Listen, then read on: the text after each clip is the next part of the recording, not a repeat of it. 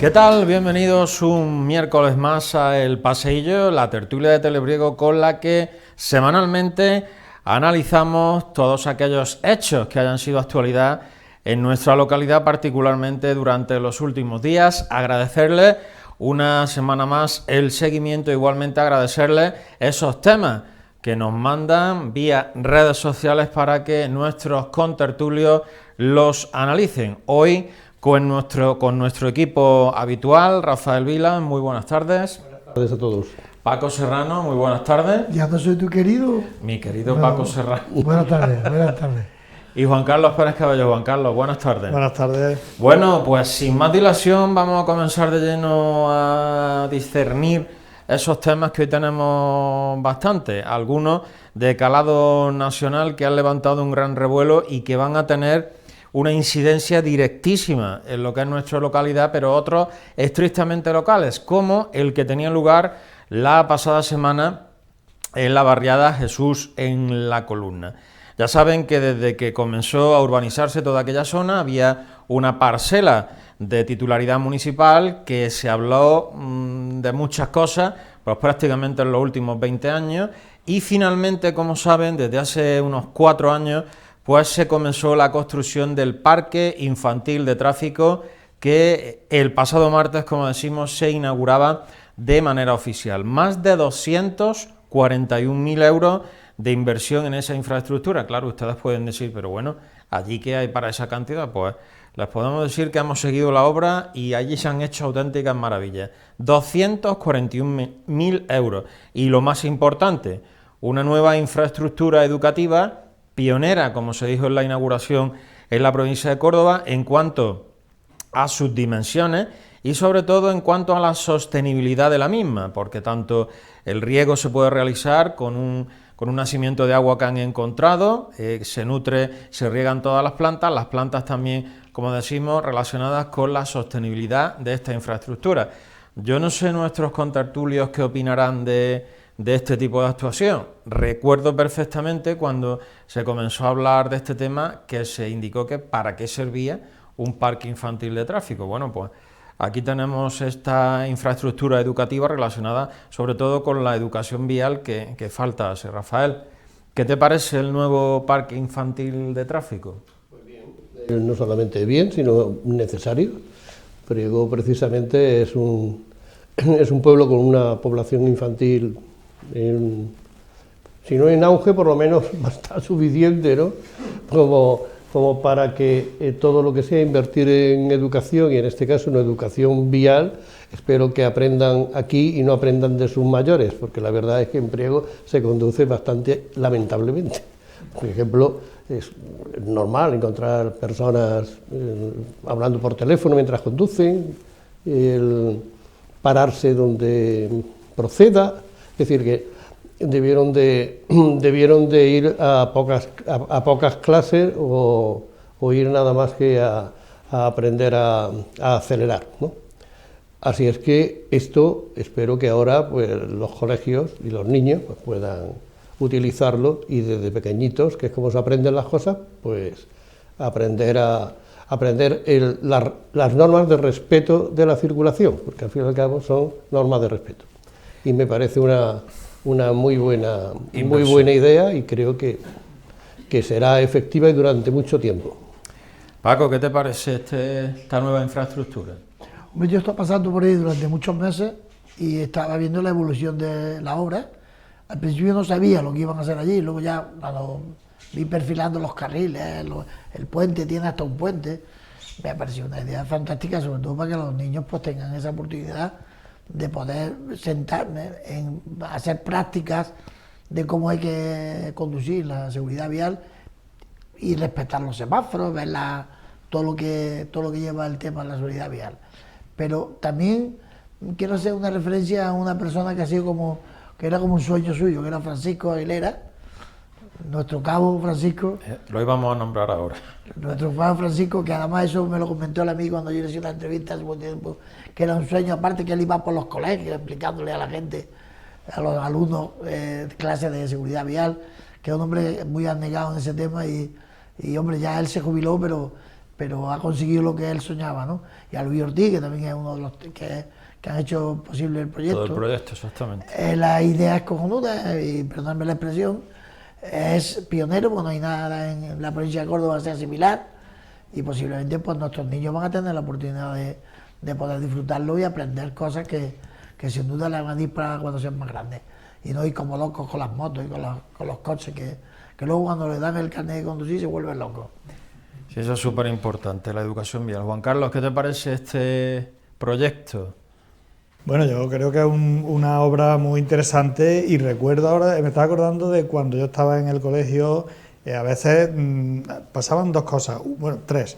Una, que los policías iban a nuestras clases, en este caso a la aldea, a darle a los niños clases de educación vial, con lo cual era un trabajo. Además, nosotros en nuestro colegio siempre se apuntaba a esas clases, y los niños lo recibían con mucho interés, ¿no? Y los profesionales que iban, los policías, en concreto Francia Aguilera, siempre iba, eran unos muy buenos profesionales y muy buenos docentes, explicaban las cosas muy bien, a los niños les gustaban, ¿no?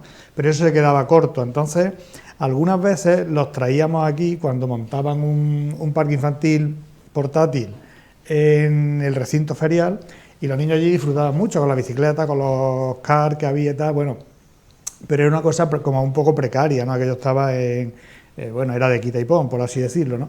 Y también recuerdo que algunas veces fuimos a Lucena. En Lucena había un parque infantil más pequeño, de tráfico, y también lo llevamos allí alguna vez. Y siempre fue una idea interesante tenerlo aquí, ¿no? ¿Por qué no en Priego? Priego es un municipio, una ciudad de más de 20.000 habitantes, y que tenía entidad suficiente para tener esa infraestructura.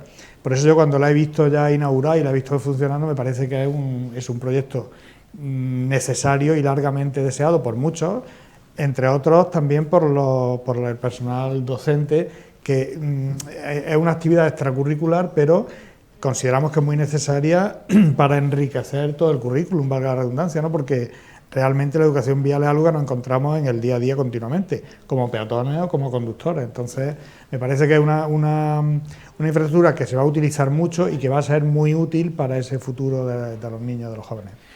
Bueno, pues como ha comentado Paco, una persona que el pasado martes estaba como niño con zapatos nuevos era precisamente Francisco Aguilera. Yo recuerdo la entrevista a la que ha hecho alusión Paco y otras muchísimas intervenciones, el programa también que tenía en la radio, con la importancia que este policía local ha dado a la seguridad vial y la importancia que la seguridad vial tiene, como comentaba Rafael, y la pequeña postilla que ha hecho Paco al respecto. Ahora su heredero, por llamarlo de alguna manera, es Eurípides Triano, que también va a seguir, y por supuesto todos los compañeros de la policía local que van a seguir pues con esas clases, ya tienen donde dar la práctica, que es súper importante, y ya lo que sería ideal, que supongo que será la siguiente fase, en la esquinita de la izquierda construir un aulario donde se guarden todo el material y por supuesto donde se impartan esas clases de seguridad vial que yo recuerdo un comentario de cuando empezaron las obras, que para qué hacía falta ese tipo de infraestructura, y sobre todo cuando se hizo público la subvención del GDR con ese importe tan destacado, que para qué se iba a invertir ese dinero. Bueno, pues estas son las inversiones que son necesarias para la sociedad del futuro. Permítanme esta pequeña reflexión, porque la verdad que es una infraestructura que seguramente dentro de X tiempo, cuando los pequeñines que ahora están aprendiendo a lo que significa un giro a la izquierda, un semáforo, los colores, respetar todas las señalizaciones, tengan la oportunidad de ser conductores, seguro que tendrán muy en cuenta todo lo que ahí se va a aprender. Recordarles también que es una instalación que está abierta, que pueden acceder los menores siempre con un vehículo, y también las personas mayores que quieran verlo y visitarlo, pues está abierto. Y yo ahora os planteo una cosa al respecto, porque nos pasó con el Recreo de Castilla, nos pasó hemos hablado de los parques, de los jardines, ahora tenemos otra infraestructura que será necesario mantenerla. ¿Quién mantiene eso? Y el coste que puede tener ese tipo vuelve otra vez a surgir la polémica o el debate sobre la necesidad de tener, no sé, un equipo de mantenimiento o la posibilidad de generar un puesto o varios puestos de empleo para mantener este tipo de infraestructuras, ¿no? Paco. Eso es teóricamente lo que debe de ser, ¿no? Pasa como la radio, ¿no? O sea, para mantener una radio tenemos que tener unos empleados y para eso hay que contratarlos, ¿no? Evidentemente ahora tendrán previsto que alguien se encargue de aquello, ¿no? Tengo noticias de que Carlos Díaz, que lleva la gestión de la piscina municipal, está organizando el tema provisionalmente, ¿no? No sé si eso seguirá él con esa actividad, pues, dentro del convenio que tiene con el ayuntamiento, ¿no?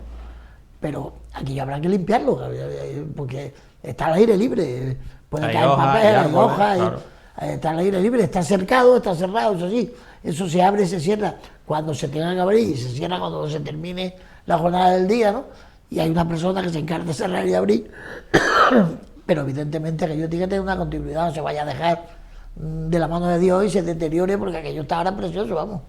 Yo espero que lo tengan en cuenta y alguna empresa, pues, que sea subcontratada o que creen un par de puestos de trabajo en el ayuntamiento para poder mantener aquello en condiciones. Rafael, ¿creamos un puesto de mantenimiento del parque infantil? ¿Lo ves necesario? Para eso y para otras cosas, claro. Para todo pliego.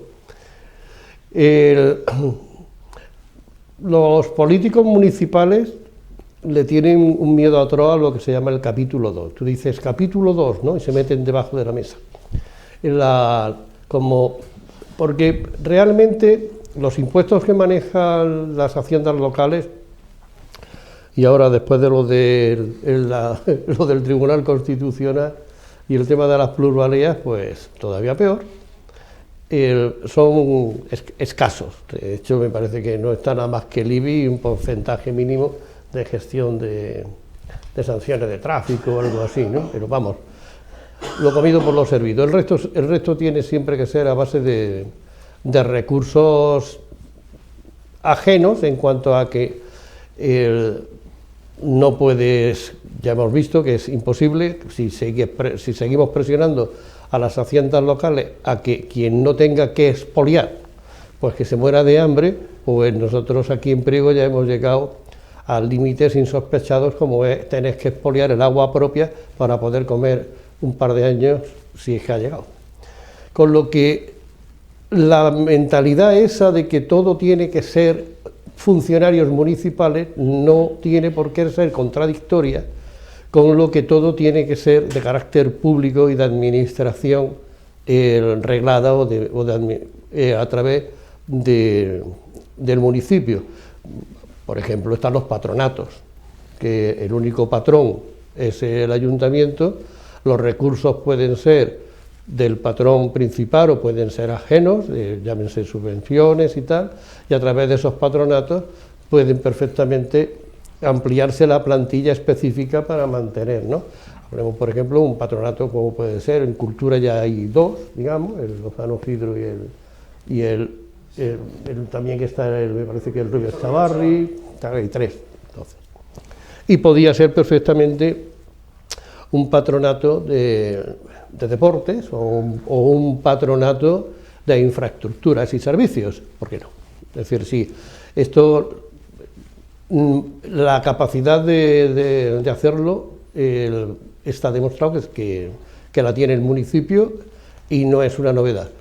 La voluntad, pues la voluntad me parece que en algunas cosas muy bien, pero en otras cosas falla. Por ejemplo, es increíble que no ver, en el Bajo Adarve no existe ni un solo vivero municipal, ¿no? Y donde además haya aulas de ecología, se puedan replantar, pueden estar perfectamente todas las personas que ahora mismo en Albasur pueden estar perfectamente integradas en este tipo de proyectos. Tenemos el tema que hemos hablado mucho de los parques y jardines que conforme se han ido haciendo, luego se deterioran por falta de mantenimiento.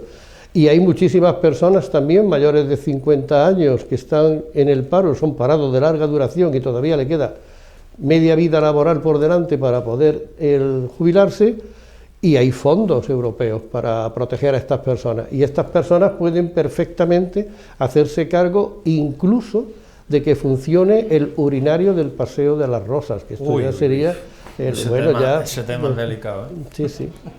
Pero, pues sí, falta eso. Las memorias económicas están bien para la infraestructura, pero luego el mantenimiento debe es decir, no debe de ser oneroso, debe de ser una ventaja más que tiene el municipio para dar incluso trabajo a las personas que conviven aquí. Bueno, Juan Carlos, problema del mantenimiento, que ya tenemos la infraestructura, que siempre hablamos de esa importante inversión, pero ahora eso tiene unos costes y lo hemos puesto aquí varias veces sobre la mesa, la necesidad de que ahí hace falta personal para mantener eso. A ver, ahí pasan dos cosas. Una, el otro día hablando con María Luisa, con la alcaldesa, me decía que de entrada van a poner un horario de apertura y cierre, ya lo has comentado tú antes.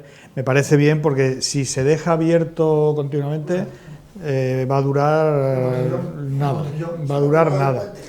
Entonces, que haya un horario, bien, pero luego es verdad que hay un mantenimiento que hacer. Eso pasa en todas las infraestructuras municipales, como ya habéis comentado, ¿no? El problema del capítulo 1 de personal de los ayuntamientos es que siempre se tiende a no engrosarlo porque la partida de sueldo y salario es la más alta en casi todos los ayuntamientos, supera con creces el 50, 55, 60 incluso por ciento en algunos casos, y eso es una rémora importante para las arcas municipales, ¿no?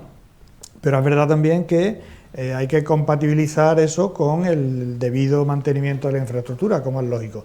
Yo la fórmula que van a adoptar en este caso la desconozco, no lo sé, pero bueno, caben varias opciones. Una, que alguna empresa que ya está...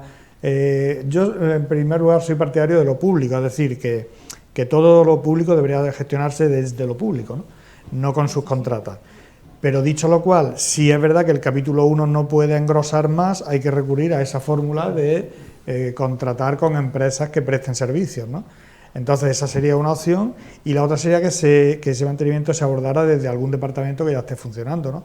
Llámese infraestructura, llámese, pues no sé, incluso deportes, ¿no? Es que eso implica aumento del personal, ya tendríamos un problema porque normalmente, además los interventores municipales siempre ponen trabas, las suelen poner, cuando eso implica que siga aumentando el capítulo 1, por lo tanto ahí habría un problema, ¿no?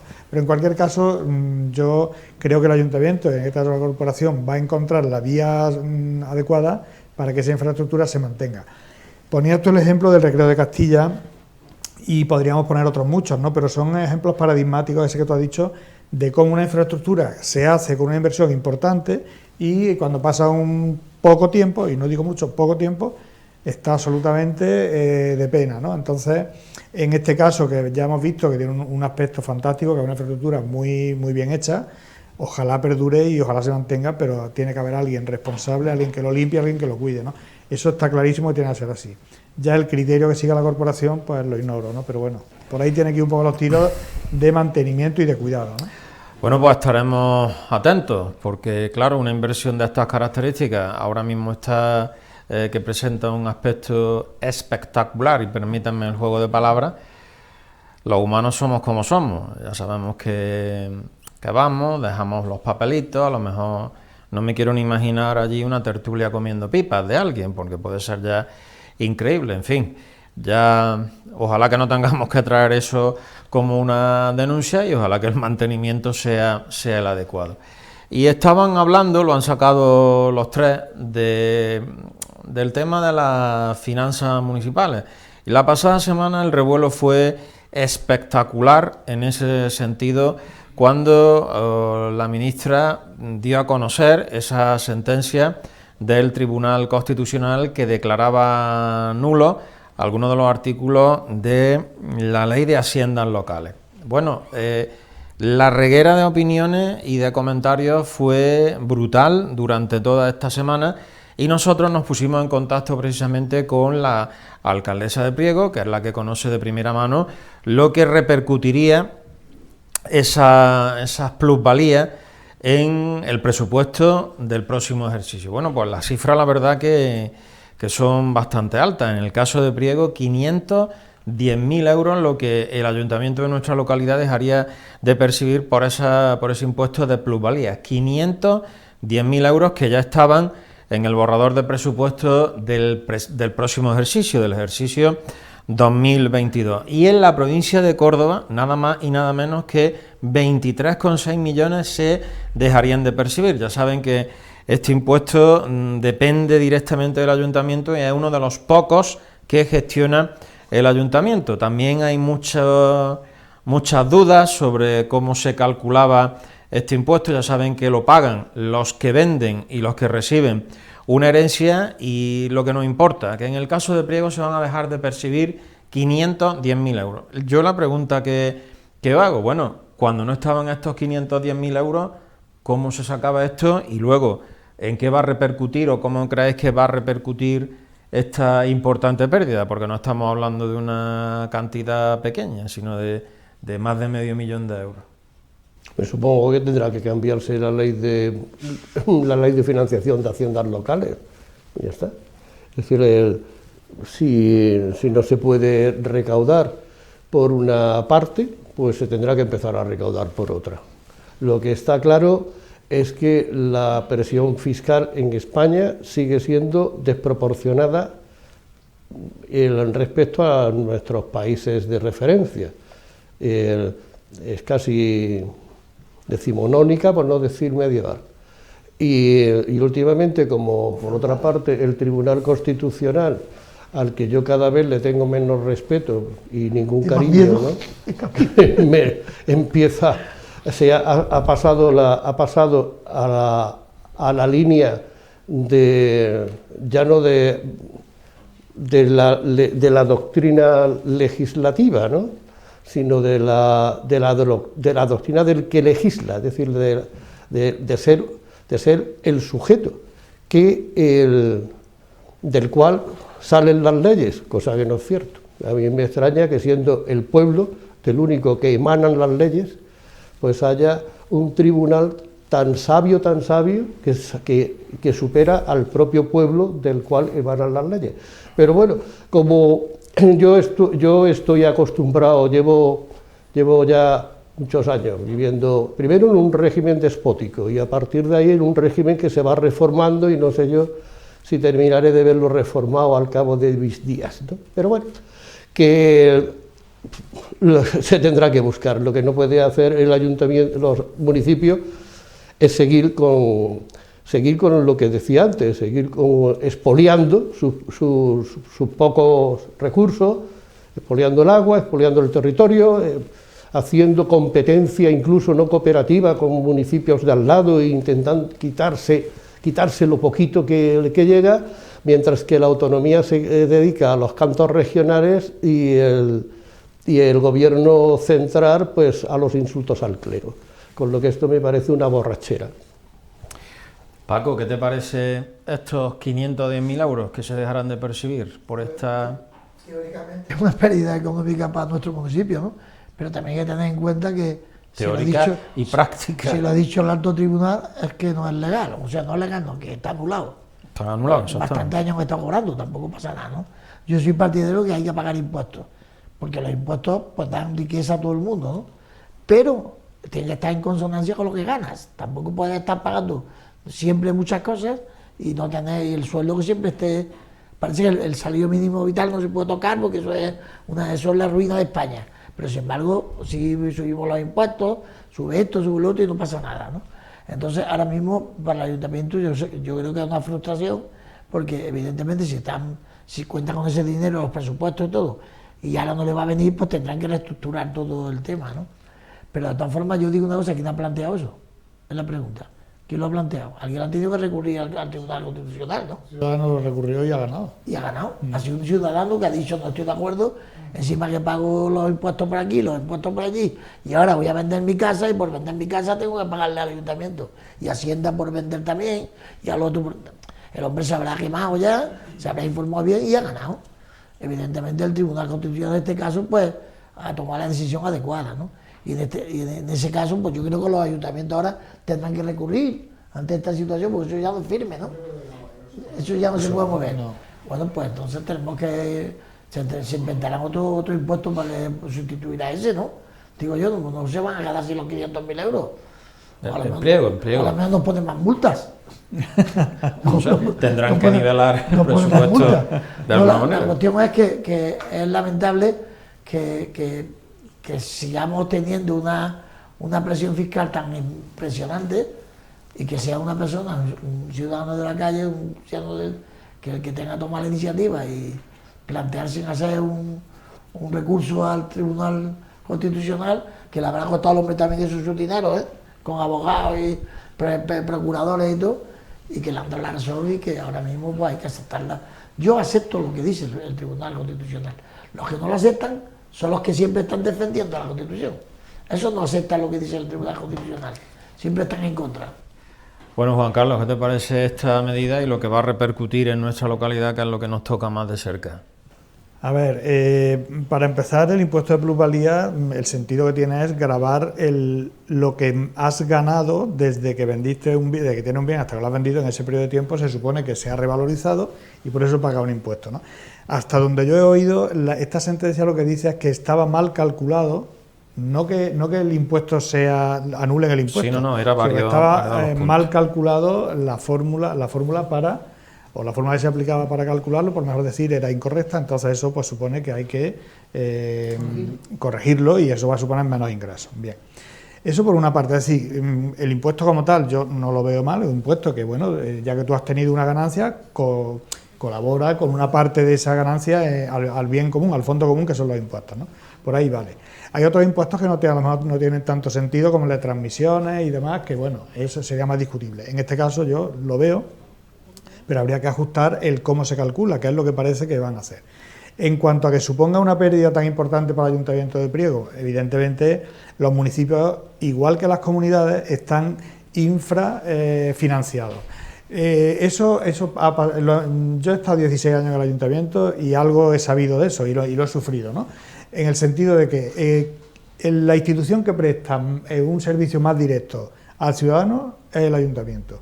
Y no tiene recursos, ya lo decía antes, los recursos que tienen son los impuestos propios municipales, pero hay otros muchos ingresos que dependen de la comunidad autónoma y del Estado, ¿vale?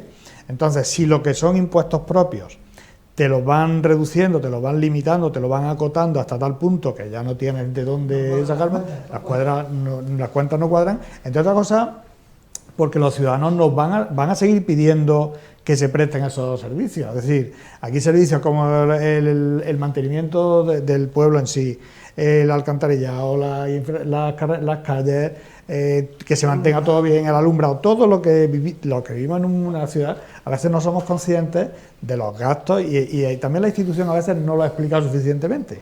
Así que los ciudadanos seamos conscientes de lo que cuesta que vivamos, en este caso en Priego, en un sitio digno, y todos nos quejamos de la suciedad, de muchas cosas, pero eso se financia, se costea con nuestros impuestos y con los impuestos que llegan de fuera. En definitiva, si esa institución, que es la que está más cerca de los ciudadanos, está infrafinanciada, habrá que buscar fórmulas para que eso se solucione. Lo que no podemos estar es encima. Primero se puso el techo de gasto, bueno, que está bien, que no se gastara más de lo que se tenía, pero si ahora encima los impuestos que son vitales, que son los que el Ayuntamiento gestiona, también se cercenan y se van acotando más, habrá que buscar una solución, ¿no? Yo estoy seguro de que la intervención municipal y el equipo económico pues estará trabajando en eso, ¿no? No me cabe duda, porque 500.000 euros es mucho dinero en un presupuesto como el de Priego, pues un importante déficit, ¿no? Pero seguro que se pondrán manos a la obra para buscar soluciones. Y si no, habrá que ajustar el presupuesto para que se cuente con esa minoración en los ingresos, ¿no? Pero de todas formas, insisto, los impuestos deberíamos todos ser conscientes de que tenemos que pagarlos para que funcione lo público, y lo público es que es todo lo que nos rodea, eso a veces se nos olvida. Sí. Bueno, yo leyendo precisamente los 3 diarios, las 3 cabeceras más importantes de la provincia, que hicieron un artículo similar, uno de ellos en concreto ABC hizo una comparativa de esas pérdidas que iban a producirse en todas las localidades de la provincia de Córdoba. Y a mí me llamó muchísimo la atención, bueno, Córdoba está a la cabeza con 3,6 millones, pero Priego es la localidad de más de 20.000 habitantes que más va a perder. Lucena está por debajo, que es curioso y casi nos dobla en población, y Puente Genil también está debajo de Priego. Os hago una pregunta y terminamos este bloque, porque es curioso. Si este impuesto lo graban los que venden y los que reciben una herencia, la traducción rápida con esos 510.000 euros es que en Priego o se vende mucho o recibimos muchas herencias. A mí no me porque somos uno de los más perjudicados en ese ranking. No sé, Juan Carlos, ¿tú qué opinas al respecto? Porque es muy llamativo esa cantidad. Efectivamente, si has dicho que, vamos a pensar, has dicho Córdoba 3 millones y Córdoba 3,6. Y Córdoba tiene muchísimo más, como 200, casi 400.000 habitantes. Sí, y 500.000 que en comparación con eso es muchísimo dinero. Sí. Yo a veces el impuesto de plusvalía yo siempre he pensado que estaba un poco sobredimensionado en Priego, y lo digo desde el conocimiento de haber estado ahí, ¿no? Porque pues, efectivamente si se grava lo que se vende, tanto se vende en Priego como para generar tanto dinero, esa es una duda que siempre tuvimos. Y yo recuerdo cuando nos tocó a nosotros confeccionar el presupuesto municipal, la consigna era: hagamos un presupuesto realista. Y un presupuesto no deja de ser una previsión, ¿no? Pero claro, la actividad económica precisamente ahora en Priego no está que es lo que se dice bollante, como para que se estén vendiendo y comprando muchas cosas, muchos bienes. Entonces es sorprendente, o bien es un impuesto que se ha sobredimensionado siempre, o bien es, y por consiguiente es ficticio, no es real, o no sé qué puede haber pasado para que salga esa cifra, ¿no? Porque desde luego estoy seguro de que una ciudad como Lucena, con el doble de población, tiene que tener mucho más movimiento de compra-venta que Priego, para empezar, ¿no? ¿De dónde han sacado esos números? ¿Cómo vendemos tanto para eso? Yo por la cantidad de corredores que hay en Priego, yo creo que eso se vende Se mucho. vende, ¿no? Bueno. Yo conozco muchos, muchas agencias inmobiliarias, hay muchísimas, ¿no? Y a eso están trabajando. Pero me da la impresión de que no hay mucha actividad. He hablado con algunos. Yo tengo entendido, conozco a varios de ellos siempre están con temas de fincas, de cosas, y evidentemente algo se mueve, ¿no? Sí. Lo que no puede ser esa cantidad que estamos reflejando, está claro. Y yo creo que eso que repercutirá en cualquier compra o cualquier venta que hagas, ¿no? O sea, en este caso cualquier venta, no cualquier compra. Porque el que compra también te paga la plusvalía. No, lo paga el vendedor. El vendedor, exacto. Paga el que recibe una diferencia de cuánto me costó. Claro, has tenido un beneficio y paga un impuesto por ese beneficio. Bueno. Perdón, y quería hacer una postilla antes, si me permitís. Es que a veces, y yo por lo que he oído, puede que vaya un poco por ahí el tema de esta sentencia. Aparte de que la fórmula para calcularlo no haya sido correcta, es que no siempre un bien que tú compras y después vendes ha obtenido un beneficio por él, porque a veces el mercado va para atrás, es decir, tú compras un inmueble en los últimos años se ha vendido por debajo, entonces a veces que tengas que pagar una plusvalía por algo que realmente a precio de mercado, claro, es que incluso le puedes haber perdido, entonces no tienes por qué pagar una plusvalía, es una cosa teórica, pero en la práctica puede pasar, ¿eh? De hecho pasa, o sea, yo compro un piso y cuando digo de venderlo, a lo mejor el piso vale incluso menos de lo que me ha costado, por razones... Muchos casos han pasado así en estos últimos... Entonces, ahí lo de la plusvalía sería absolutamente ficticio. A mí siempre me ha parecido un impuesto absolutamente injusto, el tema de las plusvalía y minusvalía sobre sin el efecto mercado. Es decir, yo lo que entiendo es que si yo vivo, imaginémonos una familia clásica que siguen viviendo en casa de los padres y que solamente lo que ha ocurrido, es decir, sin moverse nadie, lo que ha ocurrido es que han fallecido los progenitores y los hijos que habitan en esa casa o que tienen esa finca, pues tienen que... Pero sigue siendo el capital, la forma, la estructura, no se ha movido absolutamente nada. Nadie ha puesto en el mercado ese producto, nadie los quiere vender, y si alguien los quiere comprar y los quiere vender, pues me parece absolutamente injusto, porque así es como se han ido desplazando también a las clases más populares o más empobrecidas, se han ido poco a poco desplazando. Porque imaginémonos, por ejemplo, esto es un caso muy clásico en las ciudades grandes. Imaginemos que tengo pues una granja de cerdos, para que imaginémonos algo muy molesto.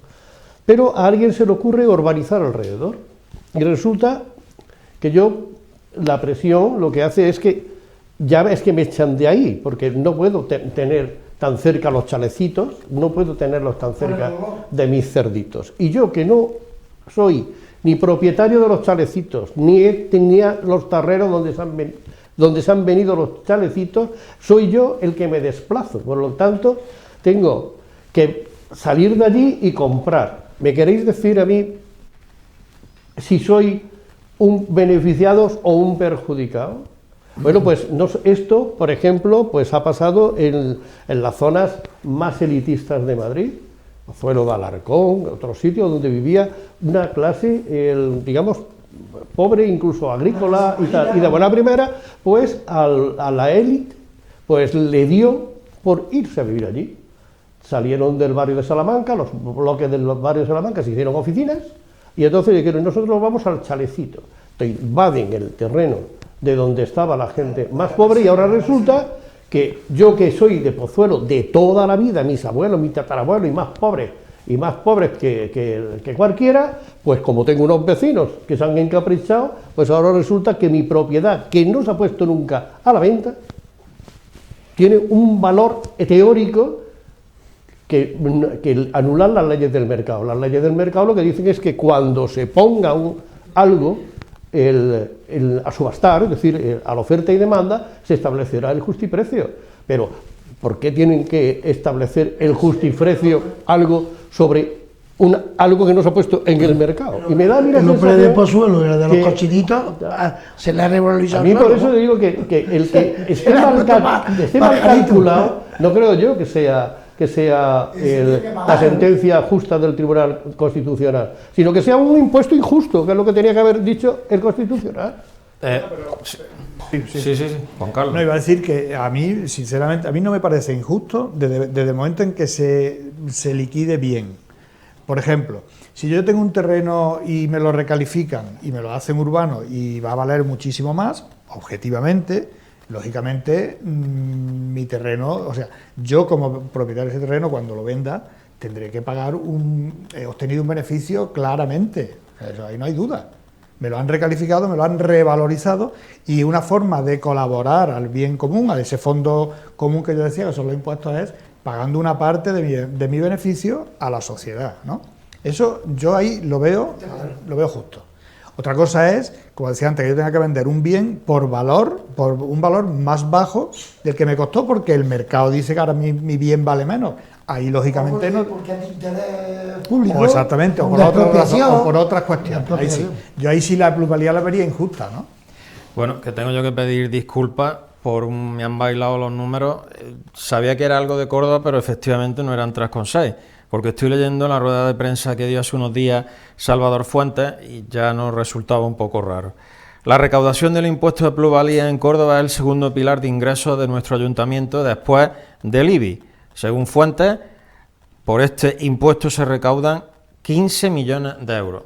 Les pido disculpas porque el 3,6 era precisamente el otro impuesto que eliminó el consistorio de Córdoba, que se llama Mortis Causa. Así que pedimos disculpas, ya no es tanta la diferencia de esos 3,6 a esos 15 millones. Aún así, Priego es de las localidades de 20.000 habitantes que más va a perder con esta eliminación, 510.000 euros como hemos indicado. Bueno, pues vamos a hacer una pequeña pausa publicitaria y enseguida seguiremos aquí en nuestra tertulia, en el paseillo.